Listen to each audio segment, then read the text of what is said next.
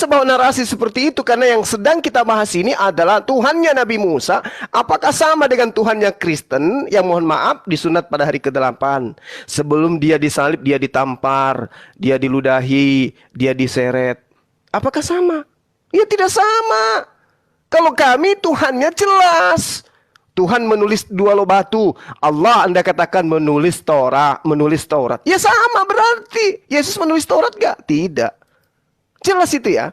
Kemudian tadi Anda membawa narasi tentang Allah mendekatkan dikatakan tadi Anda membawa hadis apa tadi tuh? Yang menjelaskan bahwasanya saudara ini Ferguson, tolong timernya dihentikan dulu. Baik. Hadis apa tadi itu ya? Ini yang membahas tentang bahwasanya Rasulullah Muhammad Sallallahu Alaihi Wasallam itu mengatakan bahwa umatnya itu adalah pendusta katanya.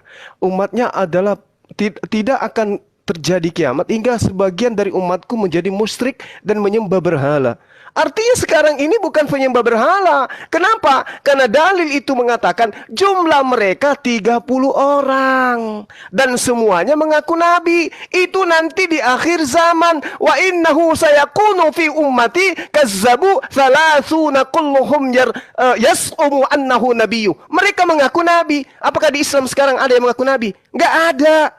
Makanya belajar Islam itu harus benar-benar pada kaidah yang sebenarnya. Wa iza wudi'as saifu fi ummati lam yurfa anha ila yaumil qiyamah. Ketika mendekati kiamat, umatku ada 30 orang yang kemudian menyesatkan manusia, mengaku nabi. Wala taqumus sa'ah hatta talhaqa qabailu min ummati bil musyrikina wa hatta ta'budu qabailu min ummatil autha. Jadi belajar Islam itu harus pada kaidah yang sebenarnya dong.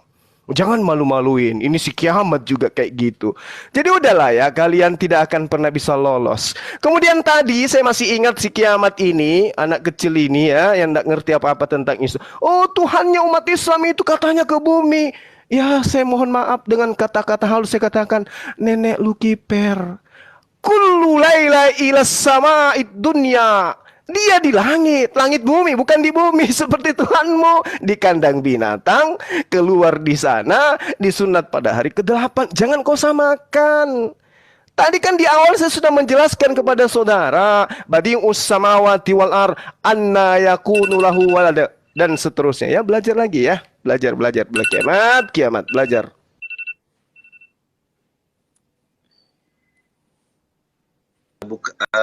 Sudah mulai saya. Suara saya ada Kak Ica? Ada.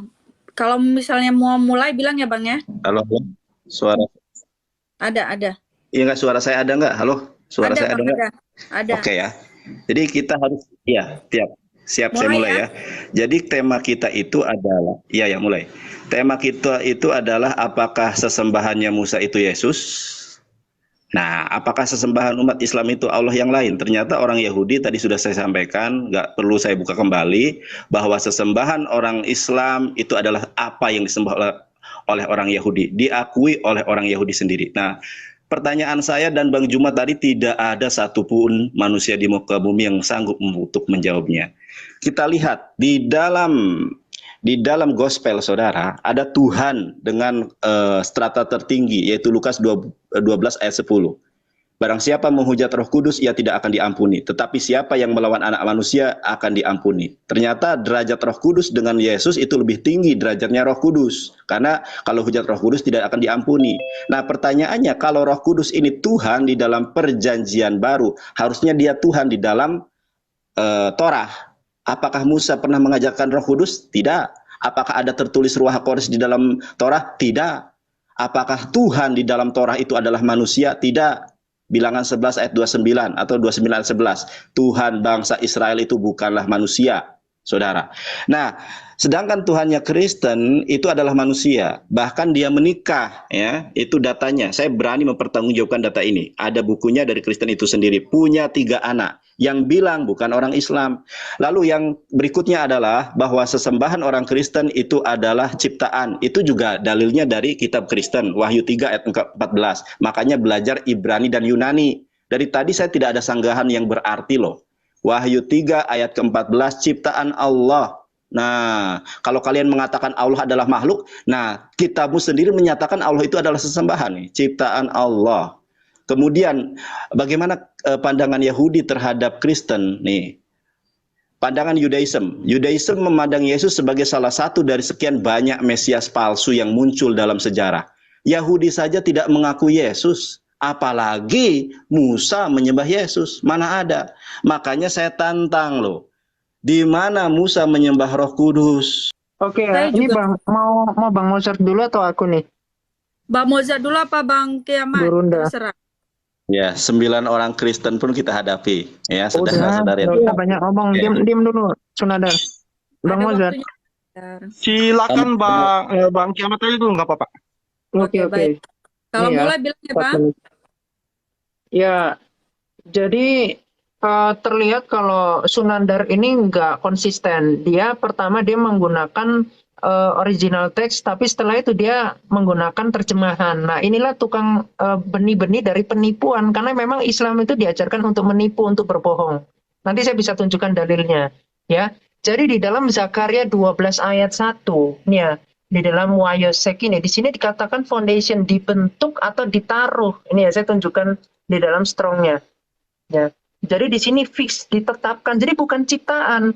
Nah, kalau Anda mau mendebati di dalam Wahyu 3 ayat 14, ini pun bahasa Indonesia Anda nggak lulus. Nih ya, Anda tadi sengaja nunjukin kalimat terakhir untuk menipu ciptaan Allah. Anda cuma nunjukin begini doang. Itulah benih-benih penipuan di sini. Tapi saya nggak seperti Islam-Islam lainnya. Jadi kalau orang Kristen itu, karena memang 65,4% orang Kristen itu peraih Nobel. Jadi orang Kristen itu adalah mayoritas. Orang Kristen itu orang cerdas-cerdas, termasuk TikTok yang Anda pakai ini dibuat oleh orang Kristen, gitu ya. Jadi kita nggak bodoh, ya. Jadi di sini kalimat gini, inilah firman dari Amin. Ini adalah Yesus Kristus ya. Dia kan adalah firman, saksi yang setia dan benar, permulaan dari. Jadi kita mesti tahu, misalkan 3 lebih besar dari 1. Artinya 3 itu punya kedudukan sendiri, 1 punya kedudukan sendiri. Itu logika yang harus Anda miliki. Kalau otak Anda masih tauhid setara dengan iblis, maka otak Anda nggak nyampe. Di sini permulaan, arti permulaan itu Yesus Kristus adalah permulaan yang dibedakan dari apa? Ciptaan Allah. Bahasa sederhana ini nggak bisa Anda pahami dan Anda mau tipu-tipu di sini. Memang kelihatan kalau Islam itu adalah ajaran untuk menipu, gitu ya. Nah, kemudian boleh di-pause. Oke. Bentar ya, aku bukakan hadits. Oke ya, ini Quran dulu aja.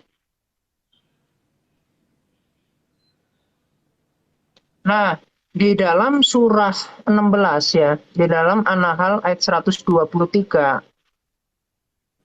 Nih ya, di sini dikatakan apa?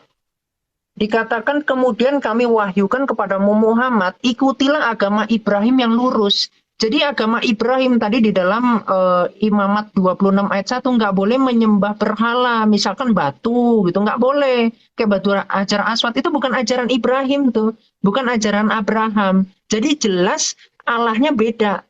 Karena itu sesembahan. Jadi sesembahannya antara orang Kristen dalam Alkitab dengan Arab itu berbeda. Kalau Arab itu pagan. Kenapa? Karena Muhammad pagan. Saya bisa tunjukkan Muhammad pagan.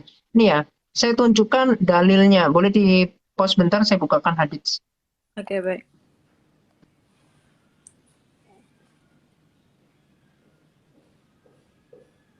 Ya, bentar. Bentar. Abu Daud, bentar. Abu Daud, ini.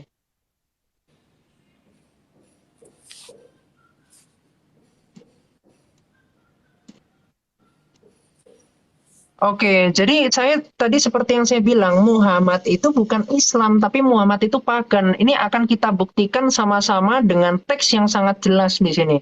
Jadi di dalam hadits Sunan Abu Daud, hadis sahih ya, 3627. Silakan Anda duduk manis, Anda baca ya.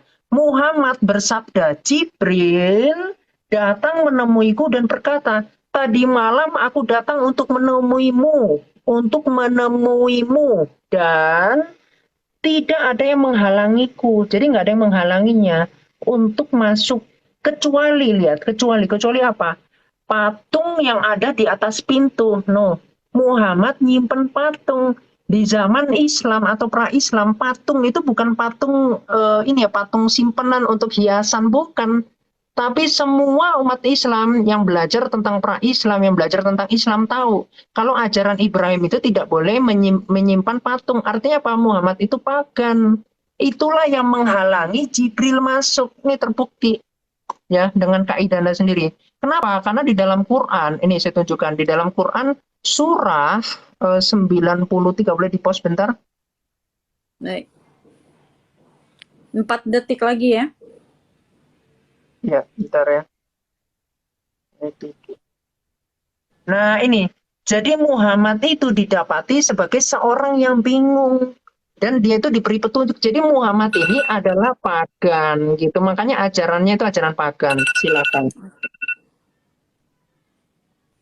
Iya, Kak Ica, kiamat di atas saja biar saya minta Pak Kiamat bantu buka data Pak, Kak. Ya, sebelum waktu berjalan Pak Kiamat langsung aja di Kejadian 6 ayat 3. Minta tolong Pak Kiamat ya. Ya, Siap, Kejadian siap. 6 ayat 3. Kejadian 6 Ayat yang ketiga. Oke. Berfirmanlah Tuhan, Rohku tidak akan selama-lamanya tinggal di dalam manusia. Kembali lagi saya katakan, cara kerja Roh Kudus adalah Roh Tuhan yang diutus tinggal di dalam diri manusia. Ini di dalam Taurat. Lalu Panana mengatakan mana tulisan Roh Kudus? Itu jelas ditulis Roh Allah. Allah ya pasti kudus. Kecuali bukan Allah ya tidak kudus.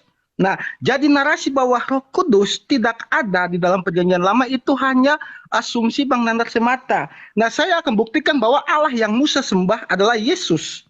Sama dengan Yesus. Pertama kita buka dulu Pak Kiamat, minta tolong di pause Bu waktunya.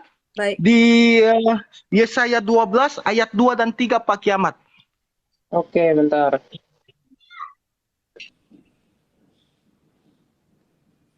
Yesaya 12 ayat berapa, Pak? Ayat 2 dan 3 Pak. Oke. Sungguh Allah itu keselamatanku. Aku percaya dengan tidak gemetar. Sebab Tuhan Allah itu kekuatanku dan mazmurku. Ia telah menjadi keselamatanku.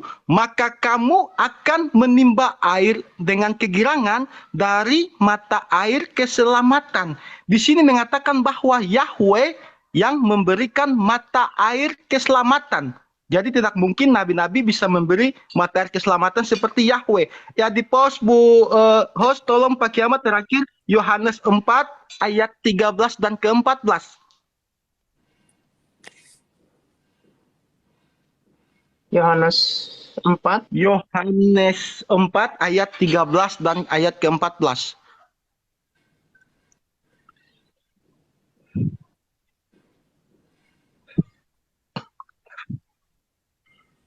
Jawab Yesus kepadanya, barang siapa minum air ini, ia akan haus lagi. Barang siapa minum air yang kuberikan kepadanya, ia tidak akan haus untuk selama-lamanya.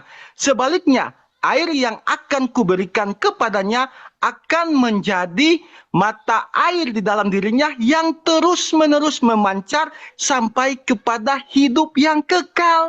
Dalam Perjanjian Lama hanya Yahweh yang dapat memberikan mata air keselamatan. Dalam Perjanjian Baru, Yesus pun dapat memberikan mata air keselamatan. Lalu apakah Musa mengenal Yesus dalam Perjanjian Lama? Oh jelas. Dalam Keluaran 6 ayat 2, Yahweh berkata kepada Musa, aku telah menampakkan diri kepada Abraham, Ishak dan Yakub sebagai Allah yang Maha Kuasa. Tetapi dengan namaku Tuhan, aku belum menyatakannya. Dengan namanya Sang Penguasa, dia belum menyatakannya. Nah, kapan dia menyatakannya? Dalam Daniel 7 ayat 13 sampai ke 14. Sisa waktu saya sisa berapa Bu? Biar Pak Kiamat bisa bantu. 1 menit 34. Ya Pak Kiamat minta tolong Daniel 7 ayat 13 dan ayat ke-14. Oke. Ntar ya di pause dulu.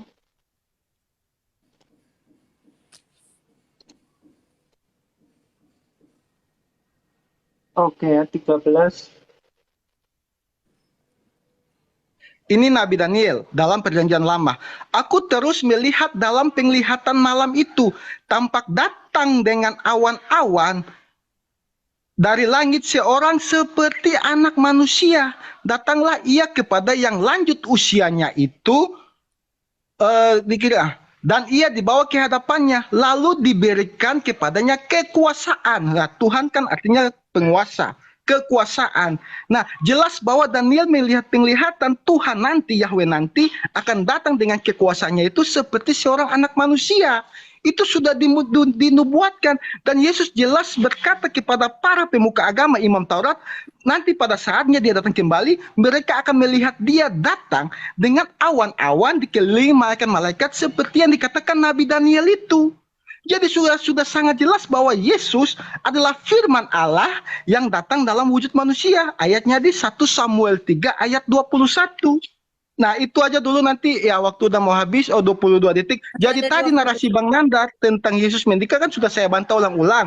Dia mengambil data dari pohon rumah, pohon keluarga, dan pohon keluarga itu bisa saya edit sendiri. Saya bisa buat Muhammad punya 20 anak dan salah satunya bernama Nandar. Lalu saya ganti foto saya dengan orang Arab, lalu saya mengatakan itu referensi dari Arab. Jadi jangan ambil dari majalah Bobo, Bang Nandar. Ya silakan, Kak.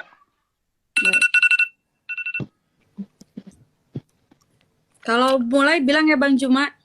Oke, jadi Bung, kalau Anda mengatakan Yesus itu firman Allah, di Islam juga disebut kalimatullah, rahullah. Tidak ada masalah. Yang masalah ini Tuhannya Musa apakah dilahirkan Maria? Gitu Kita mulai dong. Bang. Iya, udah. Suara saya nggak kedengaran ya? Iya. Kamu mengatakan firman Tuhan Yesus itu, ya memang betul. Yesus itu adalah kalimatullah. Artinya apa? Yesus itu ada berkat keinginan, kehendak, cipta dari Allah.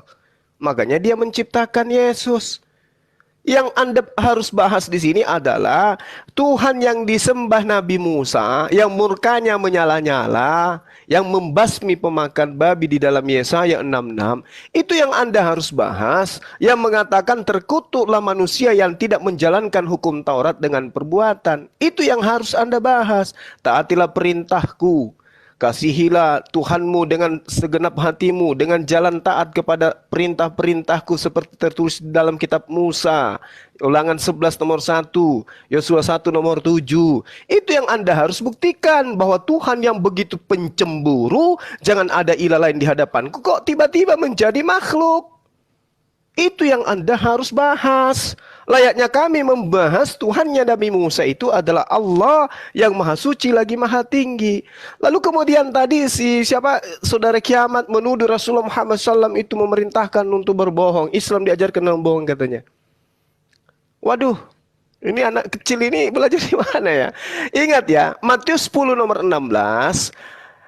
Di situ diajarkan bahwa hendaklah kamu cerdik seperti ular. Emang ular itu cerdik? Setahu saya ular itu nggak cerdik. Muatan daripada cerdik seperti ular ini ya seperti iblis. Karena ular itu identik dengan iblis, ular naga, ular yang di surga. Menurut kitab Anda, siapa itu penjelmanya? Ular, iblis itu. Lalu kemudian Filipi 1 nomor 18. Ya jadinya kita tidak membahas konsep Tuhan. Kita membahas tentang perintah karena kamu lari kemana-mana. Tetapi tidak mengapa, kata pendiri Kristen. Sebab bagaimanapun juga Yesus diberitakan baik dengan palsu. Palsu di sini original teksnya apa? Anda sudah tahu? Belum tahu juga. Propasis. Propasis itu artinya mengelabui. Mengelabui itu apa? Mendustai. Mendustai itu apa? Membohongi. Propasis dalam bahasa Yunani. Belum ngerti juga anak kecil. Nah, baik dengan maksud palsu, maksud mengelabui, menipu, membohong, ataupun dengan maksud jujur. Tentang hal itu, aku Paulus tetap bersukacita. Jadi ini dalil Bung dalam kitabmu. Mau kau bahas hadis Al-Quran, hadis dalam Islam, itu tujuanmu untuk apa? Untuk mengajarkan Yesus itu adalah Tuhan. Makanya kau bawa hadis, meskipun kamu nggak ngerti. Oke? Cukup bagi saya sekali aja. yang sekali aja kurontokkan hadismu, yang kau katakan hadis itu udah cukup sekali membuktikan bahwa kaulah pendusta. Kenapa kau berdusta? Karena memang amanat di kitabmu. Tetapi tidak mengapa, sebab bagaimanapun juga Yesus diberitakan dengan maksud mengelabui atau membohongi atau mendustai maupun dengan jujur. Tentang hal itu aku bersuka cita dan aku tetap bersuka cita. Itu makanya kau melakukan itu. Saya tahu maksudnya. Lalu kemudian ya, ketika Anda membawa hadis katanya, dalam hadis ini hadis ono, bahwa Nabi Muhammad SAW itu diceritakan menyimpan patung dan seterusnya. Bung, hadits qudsi jelas mengatakan bahwasanya dan tiada seorang yang lebih zalim daripada orang yang bermaksud menciptakan ciptaan seperti ciptaanku.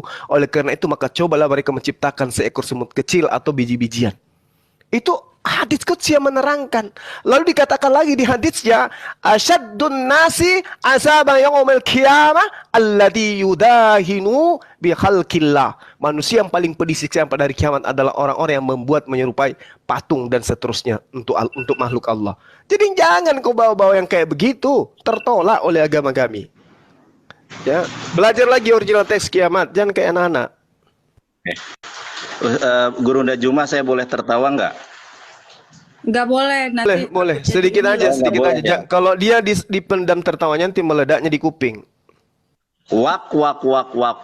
Oke. Aku mau tanya nih sama Ki Ahmad ya. Kamu bisa baca Ibrani atau tidak? Kalau tidak bisa saya ajarin. Karena tadi kamu menyampaikan data yang salah loh.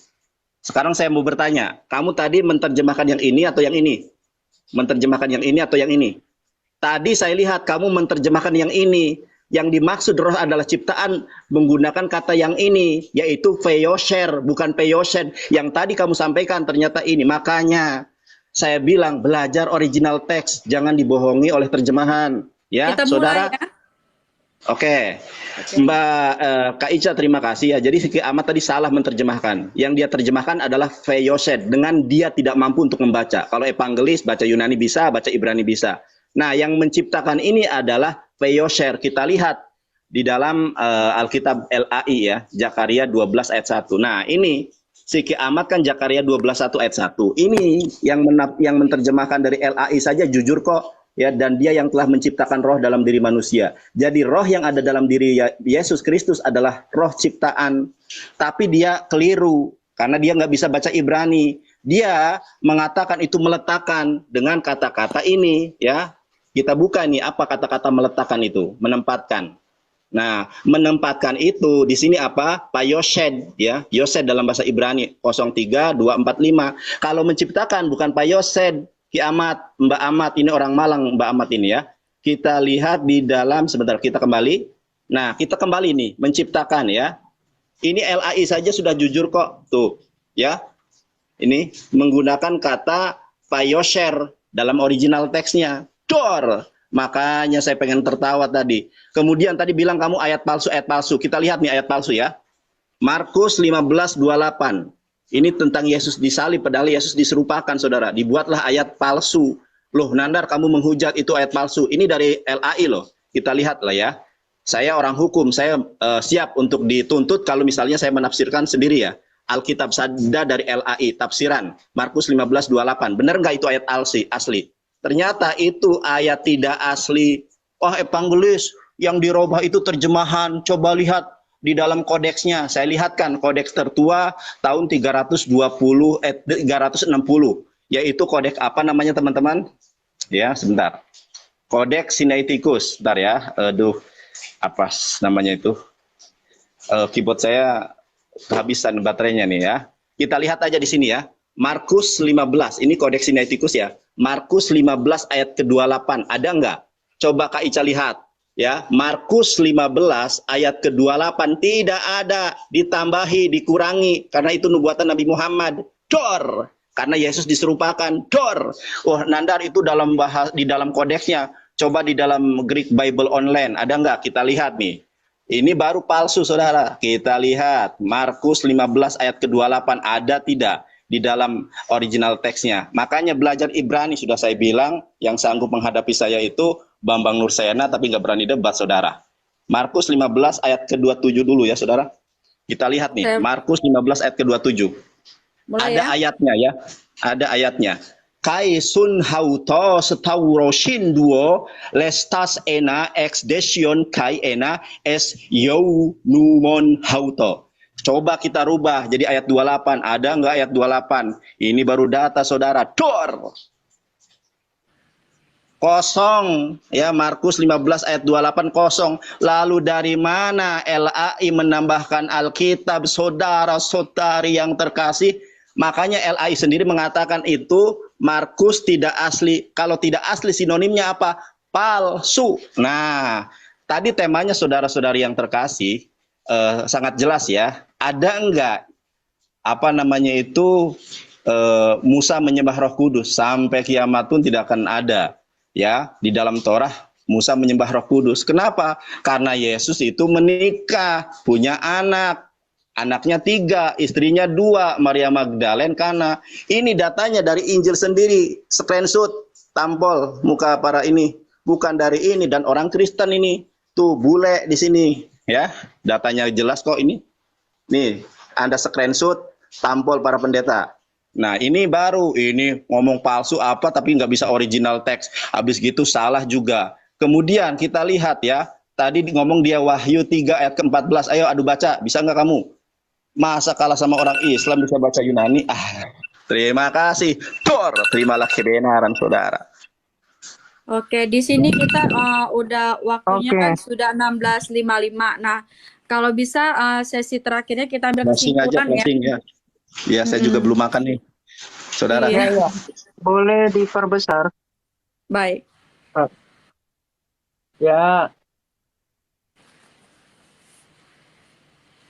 Jadi begini ya. Tadi saya tunjukin yang Zakaria 12 ayat 1. Entah ya, tadi saya buka yang ini atau yang ini, saya lupa. Tapi oke ya, saya bukakan yang ini. Jadi di sini dikatakan ya, 335. Di sini dikatakan membentuk. Di sini kalau kita lihat di sini ini dalam terjemahannya ya. Jadi ini bisa maknanya memang bisa banyak, tapi definisi yang ada di sini membentuk atau nanti ini membentuk atau menaruh sebenarnya untuk membentuk dan seterusnya. Makanya kalau di dalam Keluaran 2 itu kan menghembuskan. Nah, itu.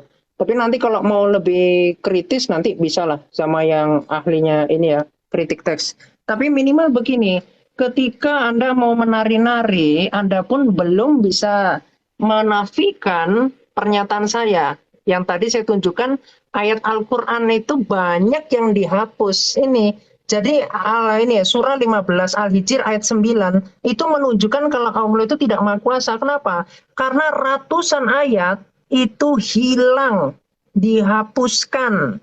Nah, saya bisa menunjukkan mana yang kemudian dimakan hadits, yang dimakan kambing, yang dimakan kambing itu ada tuh di dalam hadits. Ternyata itu ayat persusuan gitu. Jadi persusuan orang dewasa. Nanti saya tunjukkan ya. Nah, kemudian ternyata Al-Quran itu ada banyak versi. Ini yang mau saya tunjukkan. Kalau Alkitab kan itu terjemahan. Jadi banyak terjemahannya. Jadi kalau Al-Quran itu banyak versi nih Anda. Anda mau berdebat sama saya tentang ini, tentang versi Al-Quran. Ya, di sini dikatakan apa? Satunya ada fa'u mengusir, satunya di fa'u membaca. Ini ada versi Wars. Kemarin sudah berdebat dengan seorang Habib. Dia fasih bahasa Arab dan dia nggak bisa menjawab ini. Kenapa? Karena saya tahu di dalam buku yang saya tadi tunjukkan memang ketika Al-Quran itu dikumpulkan mushaf-mushafnya, di situ terjadi distorsi ya. Silakan Anda kalau mau berdebat perkara ini, boleh di pause bentar. Baik. Ya, saya tunjukkan dulu. Bentar.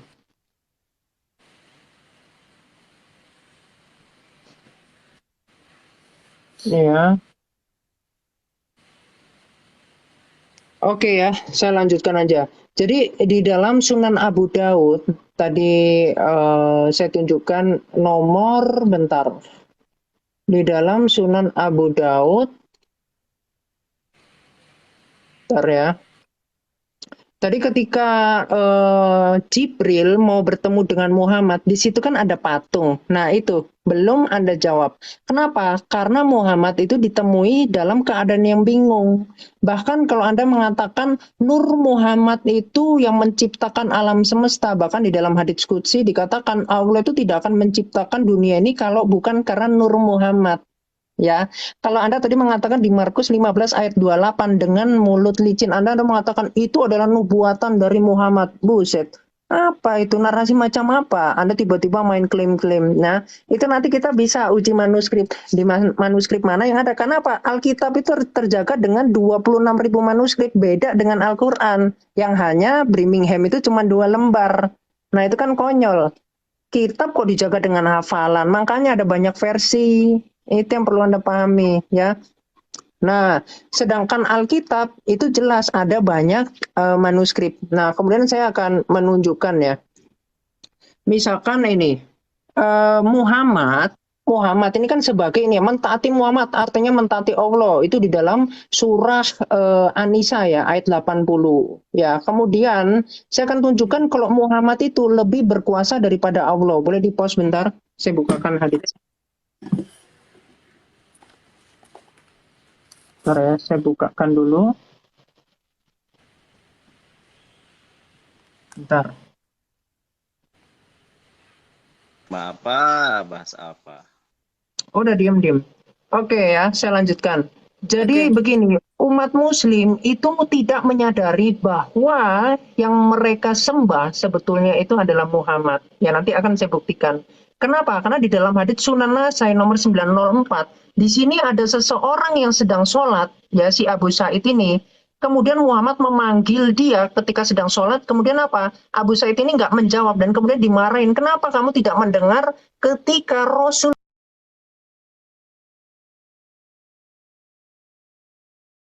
memanggil? Lihat, relasi manusia dengan Allah dikalahkan dengan relasi Muhammad dengan Abu Sa'id. Ya, silakan itu Anda buktikan. Baik.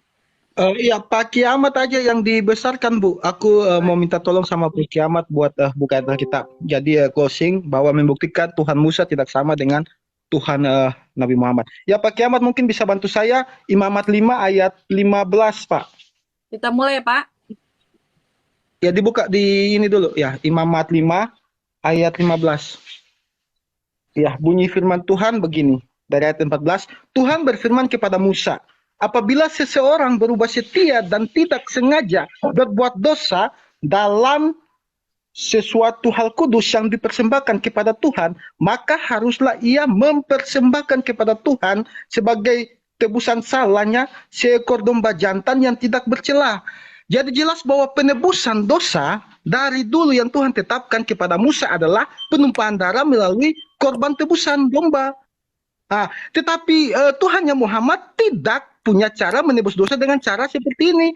Jadi bagaimana bisa Bang Suba dengan nandar, dengan gagahnya mengatakan bahwa Tuhan yang Musa sembah sama dengan Tuhan yang Muhammad sembah? Apakah penebusan dosa seperti pembakaran pemercikan darah ini dilakukan juga oleh Tuhannya Nabi Muhammad? Kan tidak. Nah, dan Tuhan juga mengulanginya. Tadi teman saya Pak Khalifah Malik sudah awal mengatakan di kitab Yesaya bahwa Tuhan sendiri yang akan menjadi juru selamat. Nah, minta di-pause tolong Sakaria 9 ayat 11 Pak Kiamat. Sakaria 9 ayat 11 minta tolong Pak Kiamat.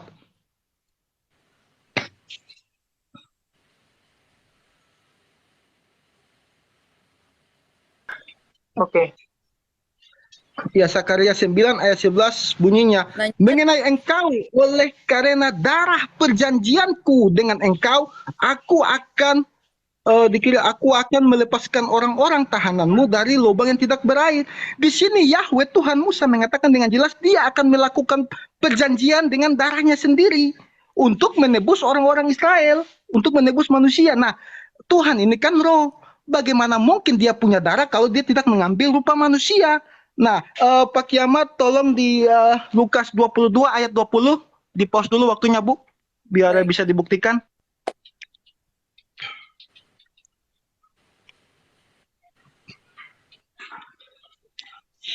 Lukas 22 ayat 20, Pak. Ya. Ya, Lukas 22 ayat 20 bunyinya begini, demikian juga dibuatnya dengan cawan sesudah makan, ia berkata, cawan ini adalah darah perjanjian baru oleh darahku yang ditumpahkan bagi kamu. Ini Yesus merujuk pada kitab Sakaria 9 ayat 11 tadi, bahwa keselamatan yang sudah Tuhan tetapkan dalam Musa harus melalui korban penebusan. Dan konsep itu tidak dikenal oleh Tuhannya Nabi Muhammad. Jadi mana mungkin Anda tidak malu mengatakan bahwa Tuhannya Nabi Muhammad masih tetap sama dengan Tuhannya Musa.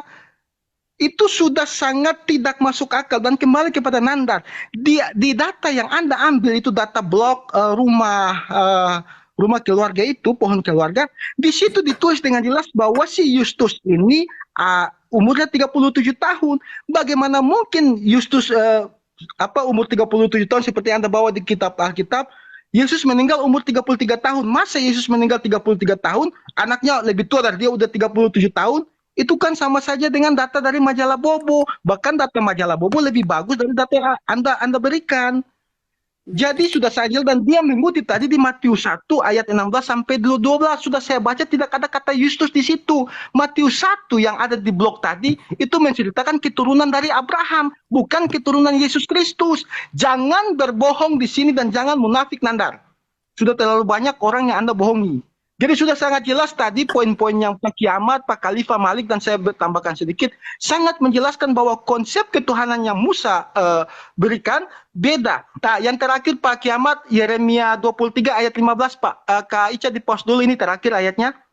Yeremia 23 ayat 15, Pak Kiamat.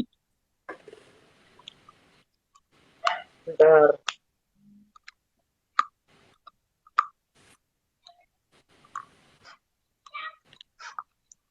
Yeremia 23 ayat 15 ya. Ya.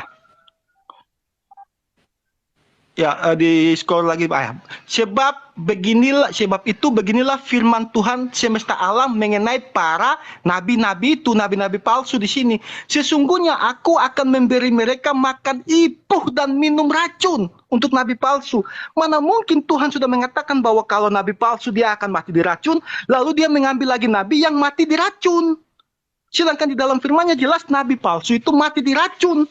Tidak mungkin kan? Ya, dia mengambil nabi lalu menyangka firman-Nya sendiri nabinya itu mati diracun. Jadi beda Tuhannya Musa dengan Tuhannya Muhammad. Sekian. Baik.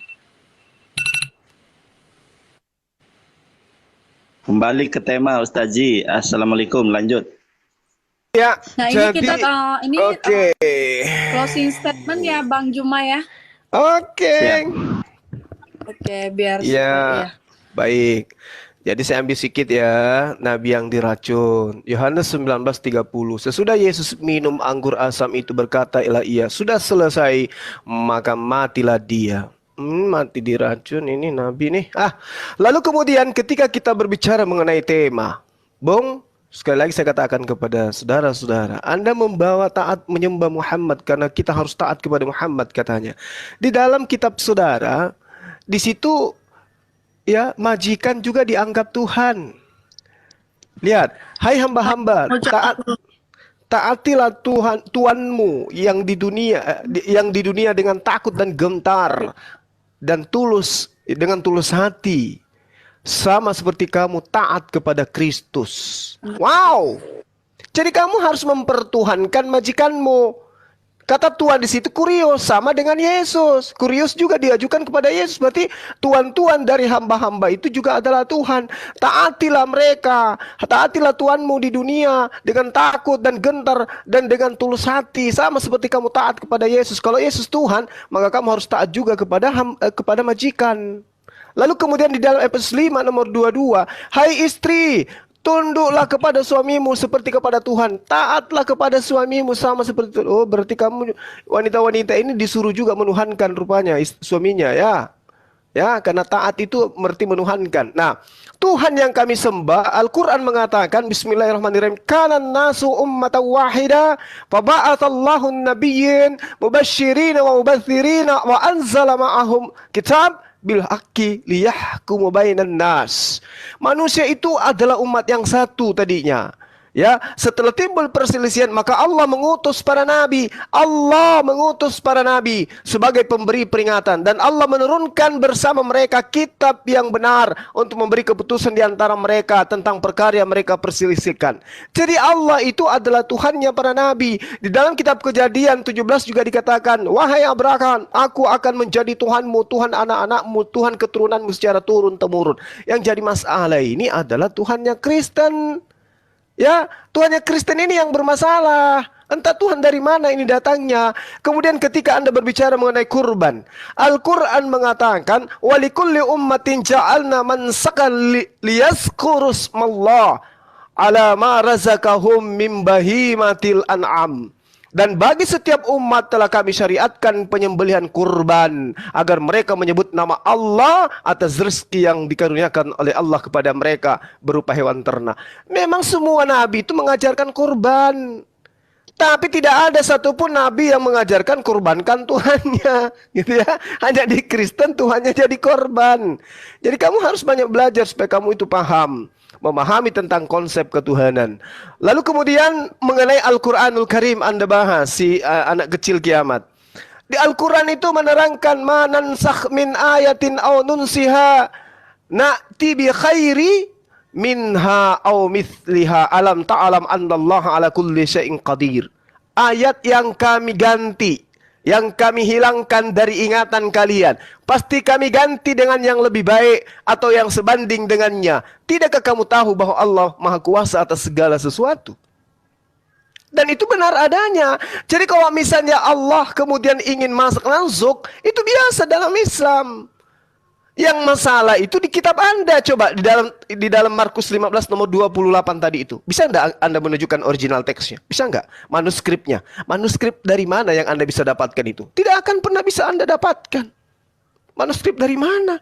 Sementara kami umat Islam, meskipun seluruh manuskrip itu dihilangkan, kami ada penghafal. Sekarang coba hilangkan semua kitab kamu. Siapa yang bisa tahu Bible itu seperti apa? Nah, akan ada yang bisa tahu. Demikian. Saya mau layar tadi saya. Bang, bentar ya Bang Yonatan. Tadi Bang Mozart Ya. kena peringatan. Jadi sama tadi Bang Malik juga kena ban. Iya. Nah, betul. jadi ini kiamat saya kasih 8 menit ya Kan untuk menjelaskan sudah semua closing ini kan ya. tadi. Kiamat sudah closing tadi. Kalau belum. kalau closing lagi Closingnya berarti kita lagi. closingnya nanti kita ini kenapa? gimana? Iya, belum, jadi yang belum. Oke, pertama baik, kan baik. Islam, Siap. Islam terus yang kedua Iya. itu Kristen. Jadi sekarang ada closing ya begitu. Iya. Oh, jadi yang closing ini siapa ini sekarang? Bukannya kami menanggapi atau belum closing ini? Closing gimana sih? Tadi Iya, belum closing dong Sudah. kalau kayak gitu. Tadi kan udah dibilang ini terakhir closing gitu. Nah, Berarti- kiamat kan. iya, Ini kita Kak Ica. pikirnya yang tadi mereka itu sudah closing, Mbak Ica. Iya, saya juga gitu Kak Ica. Kan Kak Ica sebelum mereka bernarasi itu ini closing ya. Loh, closing kedua kali. Dia mau ganjil Kak? Jangan. Jadi tadi yang pertama narasi Anda, terus yang kedua baru kami yang Kristen. Jadi jangan Anda balik. Anda mau Loh, kok ganjil satu nggak bisa tuh. Oke, nggak Ya, apa-apa. silakan Kita Islam lanjutkan. setelah Burunda. itu yang Kristen yang closing. Penonton bisa menilai kok nanti siapa yang menang, siapa yang benar, siapa yang salah ya. Iya. Kak Ica, Nggak usah nangis, Kak lanjut Ica. aja. Kak Ica, layar saya diperbesar Kak Ica. Ini waktu saya Baik, 5 baik. menit kan. Oke. Ini teman-teman, ini baru evangelis teman-teman ya. Coba diperbesar layar saya. Kitab Ibrani bisa baca, Yunani bisa baca ya. Jadi si Mbak Ahmad orang Malang ini mengatakan terjemahan saya ngawur katanya. Ternyata yang di dalam Zakaria ya, di dalam Alkitab itu sendiri itu menciptakan loh. Kita lihat berbagai macam versi juga di dalam Zakaria 12 ayat 1. Semuanya berbagai versi mengatakan menciptakan. Tadi dia nggak bisa Ibrani makanya salah comot. Kemudian mengenai ayat palsu ya teman-teman ya. Ini kitabnya asli ya, yang tadi itu kodeksnya. Kita lihat nih. Kita lihat di dalam Lukas. Saya tunjukkan kepada Anda Lukas 10 ayat ke-1. Di dalam terjemahan ternyata Yesus itu mengutus 70 siswa. Tetapi di dalam original teks ya, meta de tauta anede shen ho kurios eteros epo epdome konta duo. Ternyata yang diutus Yesus itu adalah 72. Lalu terjemahan menjadi 70. Tetapi satu hal yang harus Anda ketahui ya. Ternyata penambahan itu bukan hanya di dalam terjemahan loh. Ini ternyata di dalam original teksnya ada tanda kurung. Coba Anda cari di dalam Al-Quran berbahasa Arab, tidak ada Al-Quran itu ada kurung kurawalnya. Tapi dalam original teks, ini kitabnya langsung ya. Harganya 600.000 ini dari seorang hamba Allah yang dikasih ke saya. Nah, kemudian ada lagi, kita lihat. Ya, kita lihat tadi, itu tadi sudah. Kita lihat Lukas ya. Lukas 15, tadi berapa ya? Markus ya, sorry. Berarti benar yang tadi. Mana datanya? Kak Ica mohon di ini dulu ya. Aku mau cari Baik. data tadi. Oke, siap. Aku tadi sudah tak kasih. Nggak apa-apa, sudah tak pelan-pelan kasih. aja, Bang.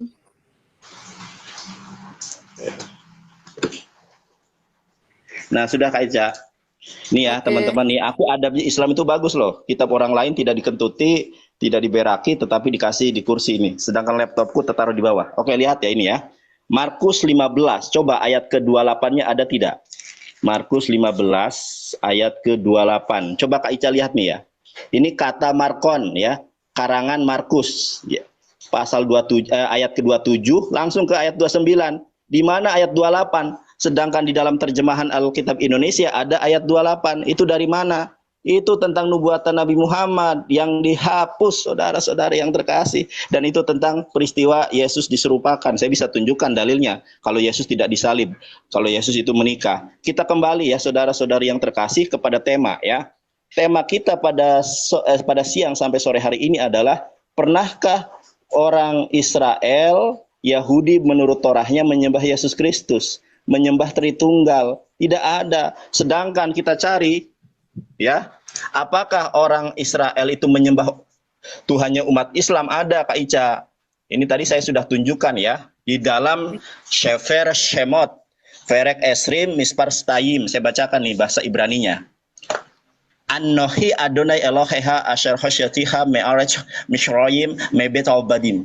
Nah, kita lihat di dalam tafsir Rasagnya dikatakan apa? Innallaha rabbuka, sesungguhnya Allah itu Tuhan kamu. Ini dari Yahudi saja percaya bahwa sesembahan umat Islam adalah apa yang disembah oleh Musa. Kitab Keluaran 20 ayat kedua itu kitabnya Musa. Ternyata kitabnya Musa mengkonfirmasi bahwa Tuhan yang benar itu adalah Tuhan umat Islam. Karena sesembahannya sama dengan umat Yahudi. Ini original teks. Makanya harusnya yang menghadapi saya itu Pak Bambang Nursena dengan Ibu Rita Wahyu. Kalau benih hatargum ya keok semua saudara. Dor, terimalah kebenaran. Itu makanya ini Ibrani, Yunani, Arabik bisa baca saya. Kalian terjemahan. Habis gitu salah lagi. Orang itu di TikTok sudah banyak yang mualaf loh. Gara-gara kami para pendapat Muslim ini, terutama gara-gara Bang Juma, nanti tambah semua masuk Islam nanti saudara. Masya Allah, terimalah kebenaran. Dor, meong. Oke, close statement ya. Sudah ini ya, waktunya. Oke ya. Oke, saya closing statement ya. Jadi saya 8 menit. 8 menit ya. Iya, nanti kalau saya minta post, di post ya. Post. Baik. Terima kasih. Ya, jadi tadi Nandar itu mau menegaskan lagi data palsunya yang pakai website abal-abal. Nah, itulah umat Islam. Karena apa? Karena umat Islam itu boleh berbohong. Tadi Zuma kan bilang nggak ada tuh kami diajar gitu. Boleh di post bentar, saya tunjukkan haditsnya. Baik. Diajarin berbohong. Nih ya. Di dalam hadits Tirmizi nomor 1862. Nih. Aku bukakan. Nih. Nah. Oke ya. 1862. Silakan Anda cek hadits ini sahih. Di sini dikatakan gini, Muhammad bersabda, kedustaan itu. Jadi ingat ya, kenapa umat Islam itu suka berbohong? Contohnya seperti Nandar, saya dikik bilangnya saya dikik dibilangnya saya kabur. Nah, ini kayak Nandar ini suka bohong sama Zuma. Itu karena ajarannya Muhammad itu ajaran berbohong. Nih ya, kedustaan itu tidak halal kecuali, jadi berbohong itu tidak boleh kecuali pada 3 hal. Nih, Anda lihat di papan. Apa? seorang suami yang berbicara terhadap istrinya agar istrinya ridho, misalkan selingkuh gitu. Nah, boleh berbohong, itu ajarannya Muhammad. Karena Muhammad apa? Kepergok istrinya, yaitu si Hafsah, diranjang ketika bersama Maria Kipti, itu surah 66 ayat 1. Saya bisa tunjukkan tuh. Muhammad mengatakan, diam, jangan beritahu siapa-siapa. Itu, jadi suka bohong, ajarannya siapa? Muhammad, ya, suka selingkuh. Itu sama budak ya. Kemudian kedustaan pada peperangan. Jadi ketika perang, ini kalau dicek asbabul wurudnya, nanti ketika pasukannya dikit, boleh berbohong. Kenapa? Karena ini untuk menunjukkan kalau Allah itu tidak maha kuasa, sehingga berbohong untuk kemenangan gitu. Tapi ketika pasukannya banyak, oh diparit-parit itu, dipotongin semua leher orang. Ya, jadi udah nyolong, kemudian dipotong leher orang. Itu saya bisa tunjukkan datanya nanti di sirah. Kemudian yang ketiga, kedustaan yang dilakukan dalam rangka untuk mendamaikan sesama manusia. Jadi misalkan ini kayak tadi si Nandar, supaya di sini Nandar dengan umat-umat Islam supaya ini ya kredibilitasnya itu tetap terjaga, makanya dia berusaha berbohong. Itulah yang diajarkan oleh Muhammad yang diikuti. Makanya saya bilang umat Islam itu bukan menuhankan Allah, tapi Allah lah Tuhannya. Kenapa? Karena ketika seseorang sholat saja, itu oleh Muhammad itu dipanggil, ketika dia nggak menjawab, itu dimarahin. Itulah kenapa saya bilang Muhammad itu lebih tinggi daripada Allah. Dan saya masih banyak premis-premis yang lain. Misalkan surat 33 ayat 56. Ketika Allah dan para malaikat sholawat kepada Muhammad, dan kemudian manusia disuruh sholawat kepada Muhammad.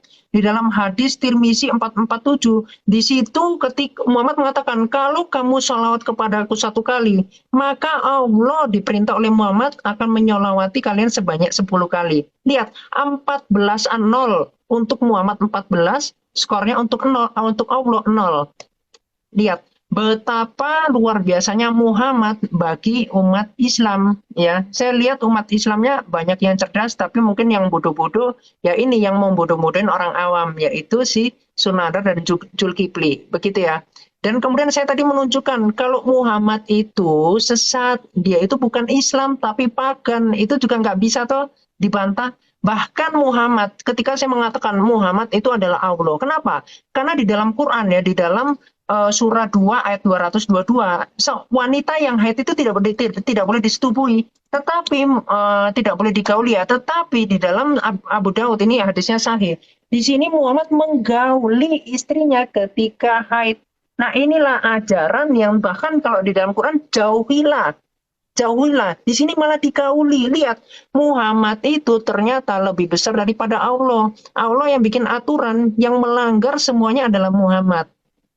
Di dalam surah 104 ayat 1, tidak boleh melaknat. Tapi ajarannya Muhammad apa? Melaknat ya. Di dalam hadis Muslim 4705, di situ Muhammad melaknat orang. Ya, jadi kalau dikatakan Muhammad ini adalah pribadi yang suci, pribadi yang baik, yang tidak berdosa dan seterusnya, itulah yang dinamakan pengkultusan diri. Padahal dia manusia biasa, tapi oleh umat Islam itu dikultuskan sebagai nabi. Padahal dia itu bisa dikatakan preman gitu. Jadi preman yang diangkat gitu sebagai nabi. Ya kita bisa buktikan banyak premis yang bisa saya tunjukkan. Contoh di dalam hadis Nasai. Ini ya saya tunjukkan 4790.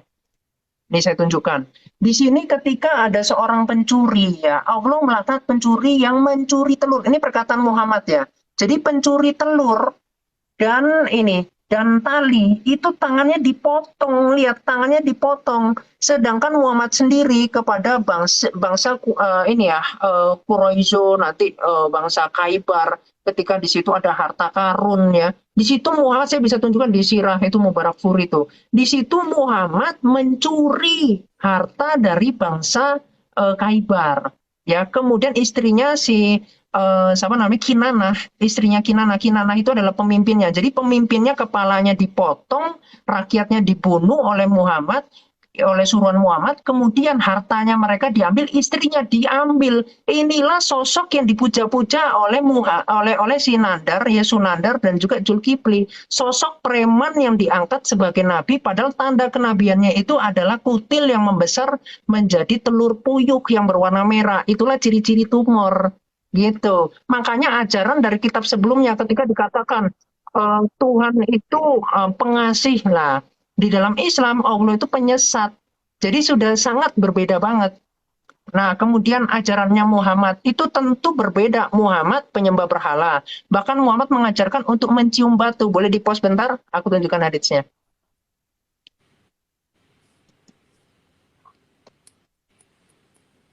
Oke, di dalam hadis Nasai 2888.